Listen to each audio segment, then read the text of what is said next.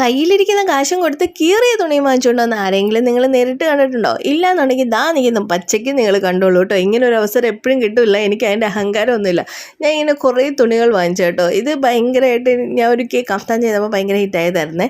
അപ്പോൾ അതേപോലെ കുറച്ച് തുണികൾ വാങ്ങിച്ചു. ആ കൂട്ടത്തിൽപ്പെട്ടാണ് ആ ഗ്രീൻ തുണി. അത് കണ്ടപ്പോൾ തന്നെ ഒരു കസ്റ്റമർ ഓർഡർ ചെയ്തു. പിന്നെ അതേപോലെ തുറന്ന് സെയിം ഒപ്പിക്കാൻ വേണ്ടി ഞാൻ കുറച്ച് പാടുപെട്ടു കേട്ടോ. അപ്പോൾ ഇത് നമ്മുടെ കഫ്താൻസൊക്കെ നമ്മളിവിടെ റെഡിയാക്കുവാണ്. കഫ്താൻ്റെ പ്രത്യേകത എന്ന് പറഞ്ഞാൽ ഇനി അധികം വെട്ടും കുത്തൊന്നും ഇല്ല കേട്ടോ. നെക്കിൻ്റെ ഭാഗത്ത് മാത്രമേ നമുക്ക് കുറച്ച് കട്ടിങ്ങും കാര്യങ്ങളും വരുന്നുള്ളൂ. അങ്ങനെ നമ്മളെല്ലാം തുന്നിക്കുട്ടി എടുക്കുകയാണ്. ഈ ഒരു മെറ്റീരിയലിൻ്റെ പ്രത്യേകത എന്ന് പറയുന്നത് ഇതൊരു ജോർജറ്റാണ്. ജോർജറ്റിനകത്ത് ഗോൾഡൻ സ്ട്രൈപ്സ് വന്നിരിക്കുന്നു എന്നുള്ളതാണ് ഇതിൻ്റെ മെയിൻ ഹൈലൈറ്റ് എന്ന് പറയുന്നത്. ആ സ്ട്രൈപ്സ് ആണ് കേട്ടോ അതിൻ്റെ ഭംഗി.